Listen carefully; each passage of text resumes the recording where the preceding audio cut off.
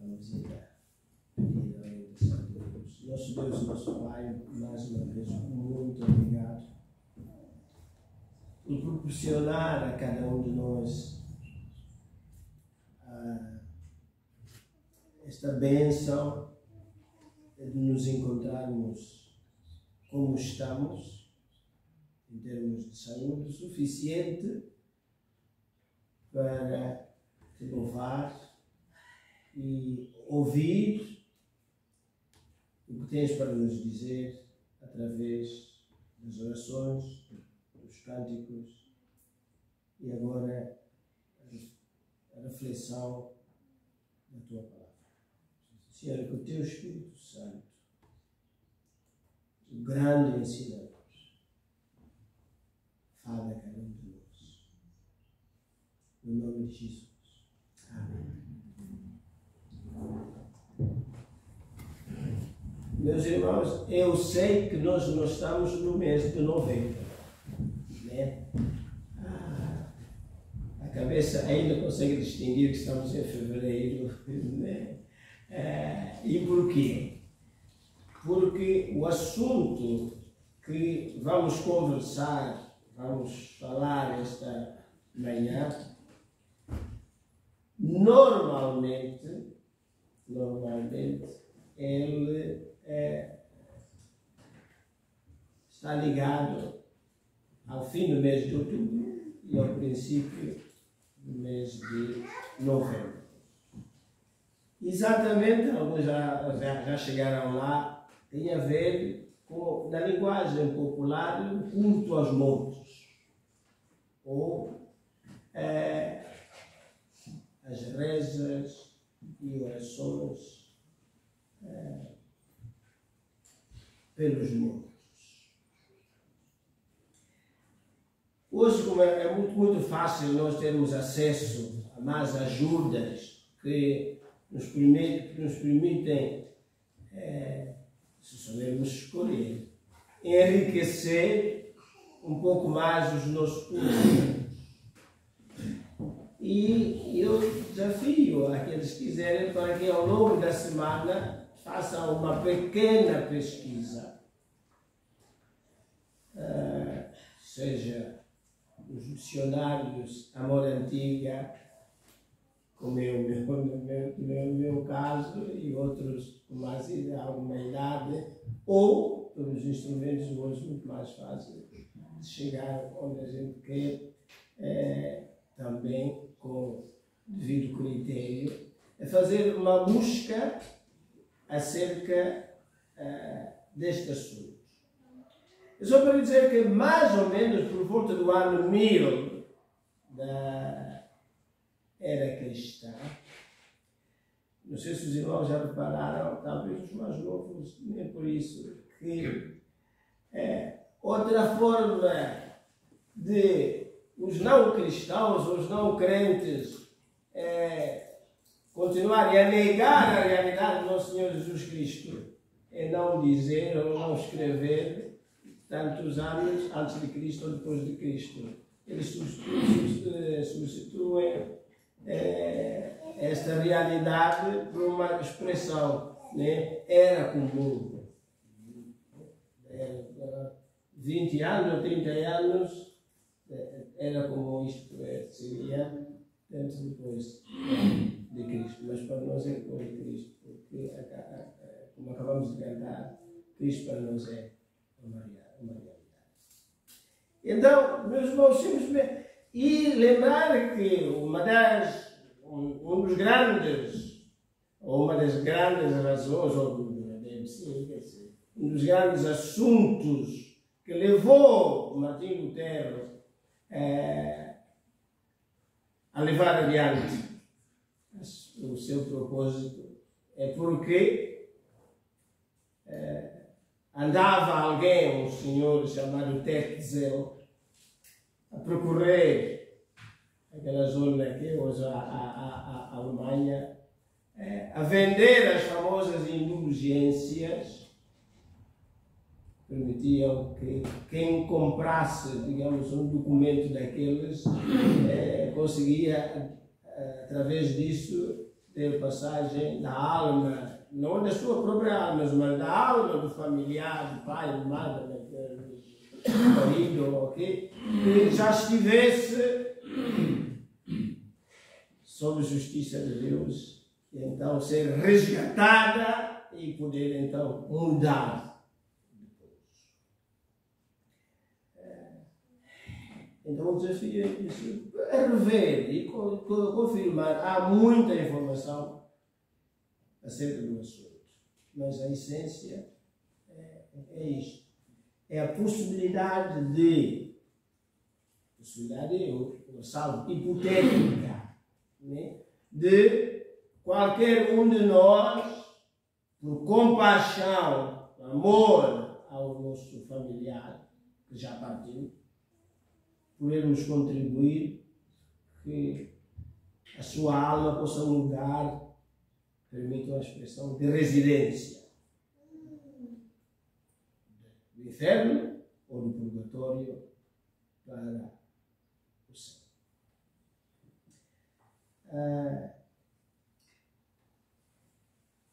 Biblicamente, nos chamados livros canônicos, isto é, a Bíblia hebraica, do Gênesis a Malaquias, e o Novo Testamento, de Mateus a Apocalipse, não há um único versículo que possa ajudar a sustentar esse ensino e essa prática. E talvez depois disto, em outubro ou novembro deste ano, ou até antes, se tem algum familiar que já partiu, todos nós temos, antes de ir encomendar qualquer coisa em favor dessa alma, que pense se vale a pena ou não. Não está em causa o amor e a saudade que nos liga aos nossos, mas nos referimos à realidade espiritual. Meus irmãos, Lucas capítulo 22.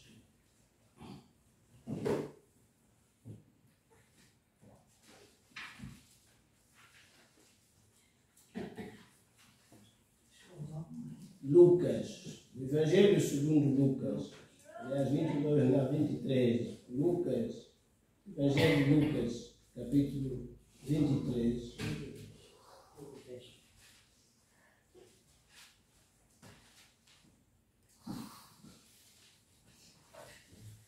E vamos refletir com base num texto bem conhecido e que é lido por altura da Páscoa. Texto sobre a crucificação. Lucas 23, a partir do verso 30.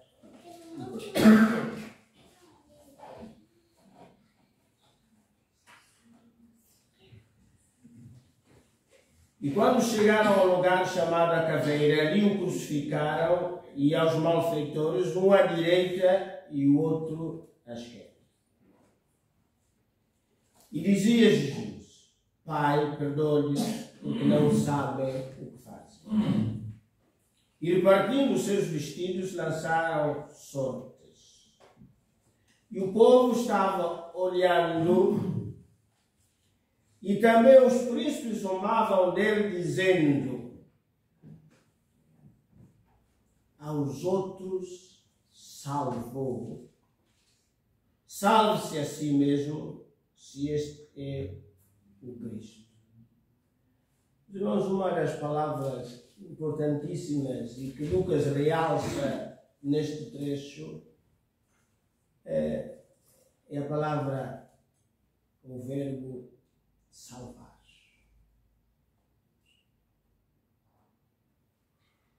Que aparece nesta segunda parte do verso 35 e depois vai aparecer também no verso 37, e dizendo: se tu és o rei dos judeus, salva-te a ti mesmo. E vai aparecer na segunda parte do verso 39, se tu és o Cristo, salva-te a ti mesmo e a nós. Então, o assunto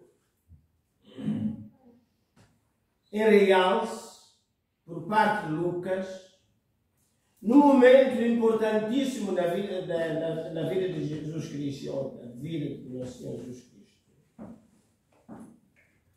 é sobre a salvação.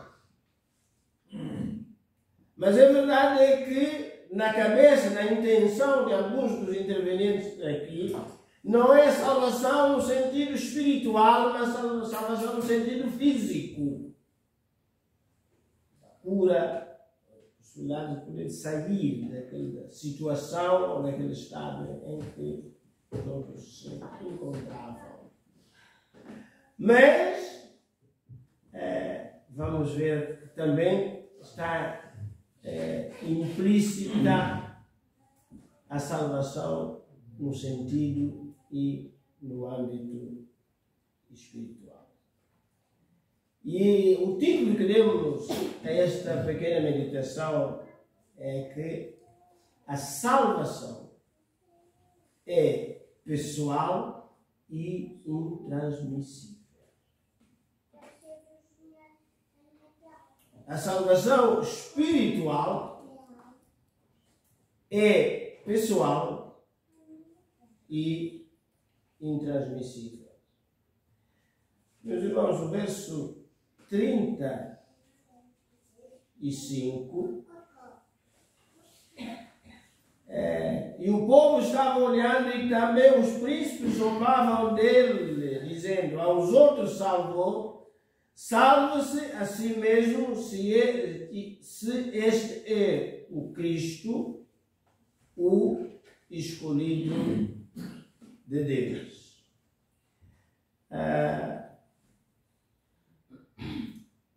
Os outros, contrários a Jesus Cristo, inimigos de Jesus Cristo, que não o quiseram, nem, portanto, aceitar,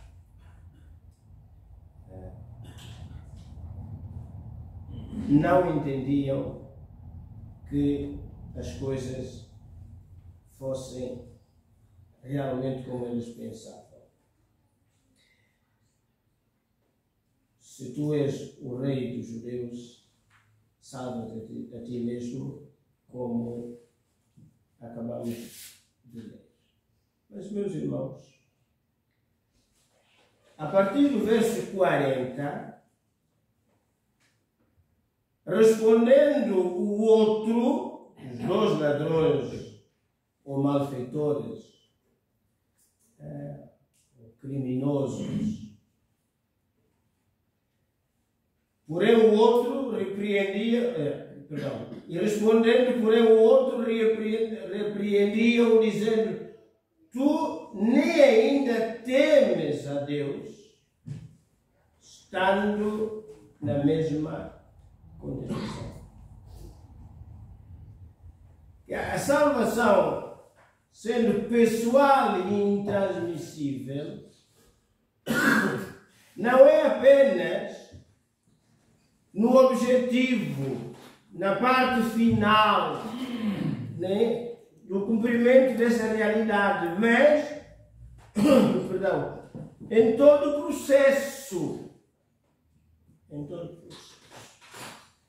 Quando se diz aqui que tu nem ainda temes a Deus, eu não posso temer a Deus pela minha esposa, nem a minha esposa temer a Deus por mim. Nenhum de nós por qualquer dos outros irmãos, amigos, familiares, enfim. Para que tenha efeito, é preciso que seja eu ou você faça a sua parte. Nesse sentido que eu não posso temer a Deus pelo meu filho, ou meu filho temer a Deus por mim. Diz o verso 41, né? E nós, na verdade, com justiça, é um discurso de um dos crucificados que nosso Senhor Jesus Cristo. Recebemos os nossos feitos mereciam, mas este nenhum mal fez. Ora, se a ida para o céu ou para o inferno é consequência da postura, do comportamento, das decisões de cada um por si, é pessoal, é intransmissível. Até este homem, pelo menos um deles, uma lucidez extraordinária aqui, a cada um o que é seu. Ele, portanto, reconhece os seus pecados e volta-se para quem de facto podia modificar o seu estado. Não diz ao seu companheiro: oh, pai, eu não estou preocupado porque a minha mãe, a minha esposa, a minha namorada, o meu namorado, o meu tio, o meu avô, nós já tínhamos conversado que, caso eu morresse, eles iriam tratar do destino da minha alma. Este assunto está entregue. Nós já fomos ao notário e tratamos disso. Eu passei uma procuração. Então, nós vivemos num país e numa cultura em que a maior parte dos nossos concidadãos vive à vontade, não quer saber do Evangelho para nada, como o apóstolo Paulo diz, desprezam a cruz de Cristo, porque lhes foi ensinado, ou é-lhes ensinar e incentivar de que em qualquer altura a posterior alguém vai ter compaixão de mim, de si, sobretudo dentro do contexto da família, e fará alguma coisa, porque afinal é família. E isso vai ter consequências, e essa consequência é que, esteja onde estiver, a minha alma poderá eventualmente mudar de destino e então ir parar ao colo de Deus. O apelo do verso 42 de um dos ladrões diz: e disse a Jesus: Senhor, lembra-te de mim. Meus irmãos, se houvesse a possibilidade dessa negociata, este homem poderia dizer: ó Senhor, já que ele tem lucidez, a sua mente e o seu coração estão a trabalhar no sentido da salvação não física, porque ele tem a certeza que dali não vai sair vivo. Que os romanos não vão deixar sair dali. Ele salta para a dimensão espiritual. Diz: Senhor, lembra-te de mim. É ele diretamente a tratar com Jesus Cristo, a tratar do seu caso e o seu caso. Ele sabe que não está no altar. Ele sabe que essas coisas não se tratam ao altar. Lembra-te de mim. Então, essa decisão desse ladrão necessariamente tinha de ser pessoal, dele, e intransmissível. Ele não entrega isso, não passa isso a alguém da sua família ou das suas relações de amizade. É uma situação que a pessoa tem que tratar, como ele está a fazer aqui, diretamente com Jesus Cristo. Senhor, lembra-te de mim. E qual é a reação de Jesus Cristo? Meus irmãos, verso 43 diz: e disse-lhe Jesus. É que este diálogo entre o pecador e o Salvador tem que acontecer a este nível pessoal e intransmissível. Não há aqui delegação de responsabilidades. E disse-lhe Jesus: em verdade te digo. Meus irmãos, cuidado aqui, claro. É o homem que trata com Jesus, Jesus Cristo que trata com o homem. Sem intermediários. Não há aqui uma lista interminável de santos, de médiuns. Em verdade, diz Jesus, em verdade te digo que estarás comigo hoje no paraíso.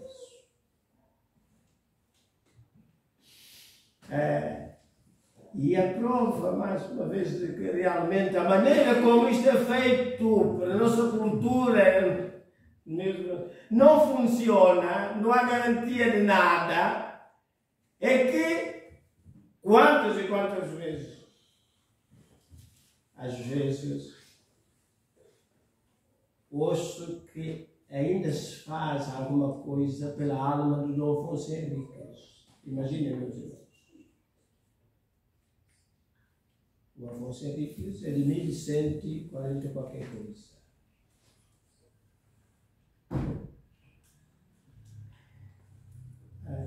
Isto porque, sabe, dessa pessoa pendurada não vai nada.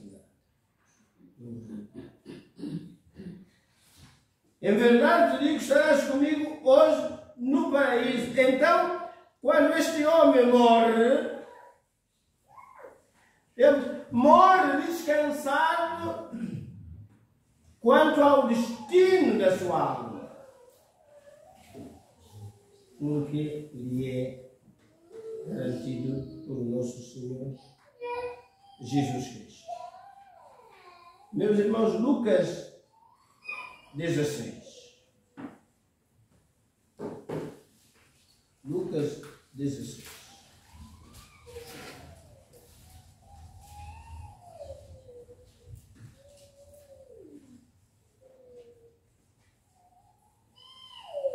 Lucas 16 é um daqueles textos também bem conhecidos. Verso 20, a partir do verso 22. E aconteceu que o mendigo morreu. É o que vai acontecer com cada um de nós. Vai chegar essa hora. Já aconteceu com os nossos familiares. Há de acontecer a nós. E aconteceu que o mendigo morreu e foi levado pelos anjos para o seio de Abraão. Meus irmãos, com base em tantos textos do Antigo Testamento e também na carta aos Hebreus,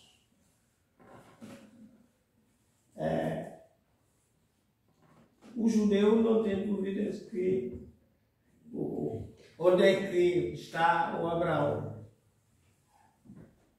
Ninguém. O judeu, dentro do judaísmo, não manda rezar missa pela alma do Abraão. Não dá, não faz isso. Não faz isso.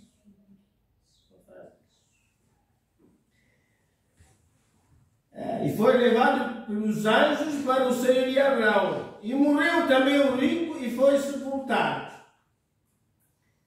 E no Hades, ou no inferno do ar dos mortos, ergueu os olhos, estando em tormentos, e viu ao longe Abraão e Lázaro no seu seio.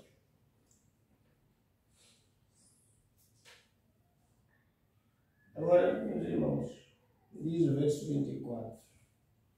E clamando, quem clama é o que está ali. O que não está no seio. O que não está no seio de Abraão. O rico. Clama. Então, mas ele era rico, deixou a fortuna, podia estar, já que tinha morrido, descansado porque tinha deixado realmente a conta bancária recheada ou os celeiros recheados. Descansar da vida porque os familiares iam mover os poderinhos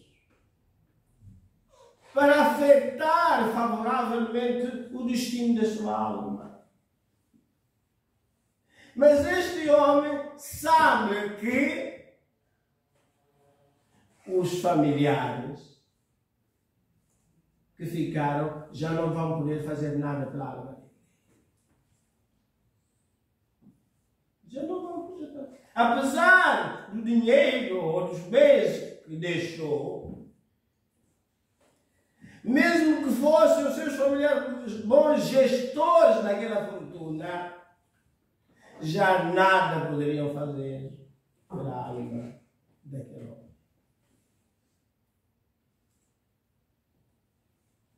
E clamando diz, portanto, ele não pede, diz aqui, Pai Abraão, tem misericórdia de mim e manda a Lázaro que molhe na água e na ponta do seu dedo e me refresque a língua, porque estou atormentado nesta chama. Então, o inferno não é um campo de férias.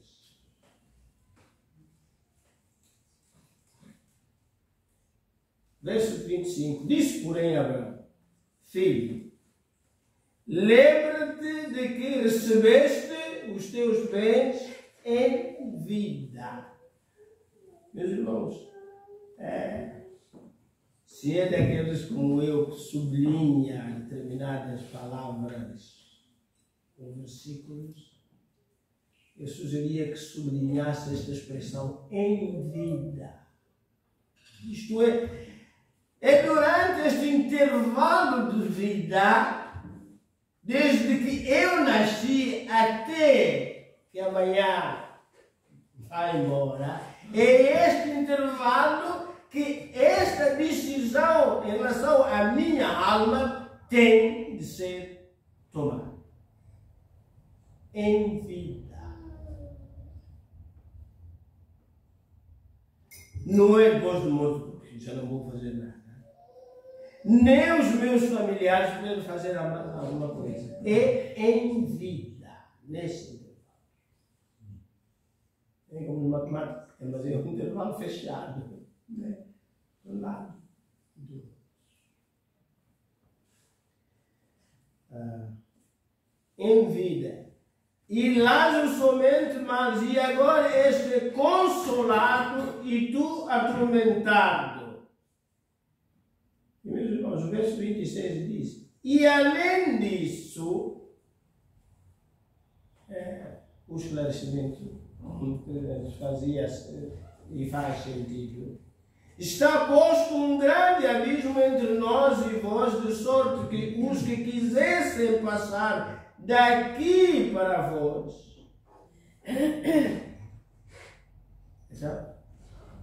não há mudança de casa. Não se vai mudar. Onde for, pela primeira vez, vai ficar ali.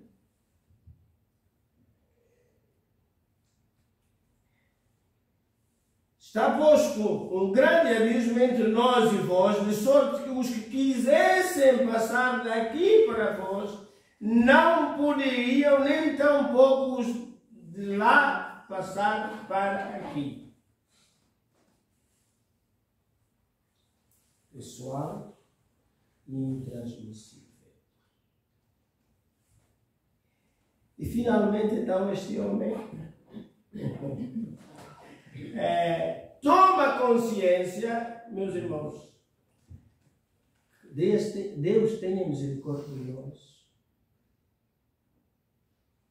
que uma reflexão como esta seja, que não seja levada a sério, que não seja entendida, que não seja compreendida, e que se depois, só quando se ultrapassar a fronteira, é que então, pois, já não é. 27. E disse ele: rogo-te, pois, ó Pai, que o mandes à casa do meu pai, pois tenho 5 irmãos, para que lhes dê testemunho. Meus irmãos, a pregação, a decisão pessoal e intransmissível só pode ser tomada do lado de cá.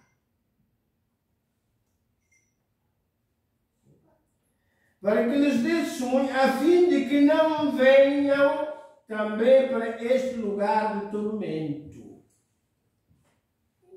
Porque caindo para este lugar, já não há, como diz o povo, volta a dar. Mas será assim tão difícil de entender isto?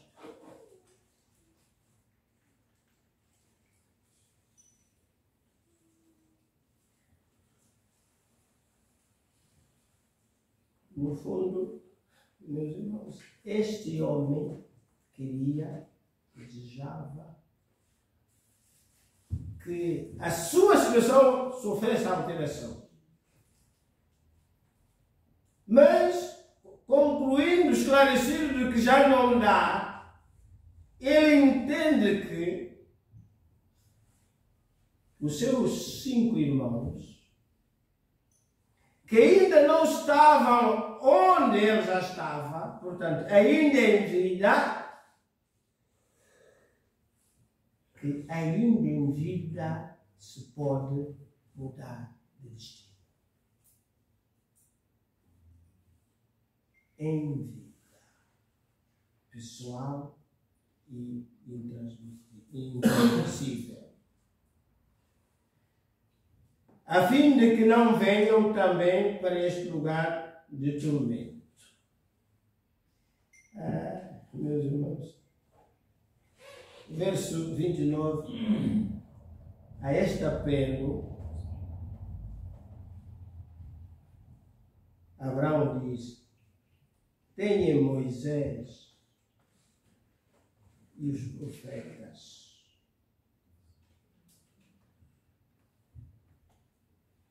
que valorizem, que ouçam e levem a sério aquilo que se prega, o que está escrito. Moisés, portanto, é uma expressão que significa os 5 primeiros livros da Bíblia. A Bíblia hebraica, o Antigo Testamento, é dividido em 3 partes: a Torá, a lei, os profetas e os escritos. Jesus Cristo validou a Bíblia do seu tempo. Meus irmãos, e nós passamos quase toda a nossa vida a invalidar aquilo que Jesus Cristo validou. Parece que às vezes somos mais espertos do que Jesus. Mas não é o caso. Não é verdade.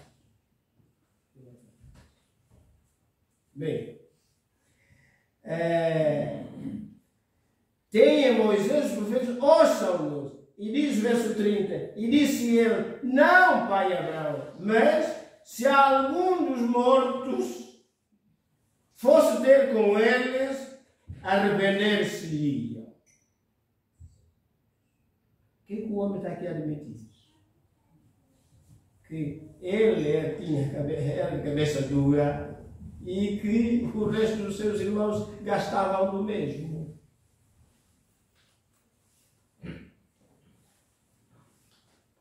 E precisavam, como que é, de um milagre. E nós vivemos no mundo do Evangelho milagreiro. Toda a gente a correr, quase toda a gente tem a expressão, né? Boa parte, lembro-me, quando ainda estávamos em Tomar, começaram a chegar estes movimentos de igrejas milagreiras e tal, e cruzo-me com um dos irmãos da igreja da Assembleia de Deus de lá, como uma cidade pequena, todos nos conhecíamos e tal. É meu pastor, e tal. Já foi ao sítio tal. Então o que tal? Esse meu irmão, assembleano, já tinha quase idade para ser meu pai. E ele estava a vibrar, irmão, convidando-me. Irmão, tem que passar por lá. Aquilo é que há milagres.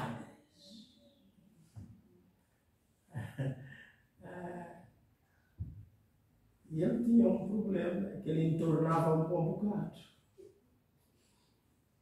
E eu disse assim, meu irmão. E esse, portanto, e já resolveu o seu caso. E ele disse, então o qual? E eu disse, do tinto. Tinha relacionamento de proximidade significativo para poder falar com ele assim. Bem, não, se algum dos mortos fosse ter com ele, arrepender-se-iam. Porém, Abraão lhe disse, se não ouvem a Moisés e aos profetas, tampouco acreditarão, ainda que alguns dos mortos ressuscitem. Meus irmãos, depois de mortos, já não há permuta. E o que é que a Bíblia diz? Lá em Romanos, capítulo 10, que se com a tua boca, aquele que invocar o nome do Senhor, será o que invocar. Portanto, quem clamar, então é você mesmo que tem que decidir.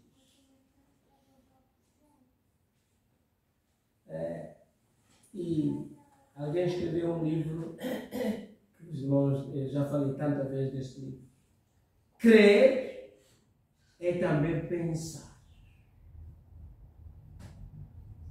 Então, diz a Bíblia que com o coração se crê e com a boca se confessa que Jesus Cristo é Senhor e Salvador. Caros jovens, apesar de toda a influência da nossa sociedade, uma cultura milenar de que não, alguém fará isso por mim, por amor. Já assisti como pastor a chegada da hora da verdade e aquele que está para partir pedir aos que ainda, em princípio, ficam aqui mais uns dias, que farão o melhor que puderem para ajudar na passagem da alma de um sítio para o outro. E o que é dramático, meus irmãos, estar ali é que ou os filhos ou os netos acabam por garantir àquele que está mais à frente para garantir, que partem o paz, acho, se fosse só isso, nós vamos fazer. E fazem, e continuam a fazer. Não sei até quando. Que não seja o seu caso. E que Deus o ajude. Ore por isso. Buscai ao Senhor enquanto se pode achar, dizia Isaías. E invocai-o enquanto está perto. Hoje é o dia de tomar a decisão pessoal e transmissível. E não viva na ilusão que outros farão isso consigo. Amém?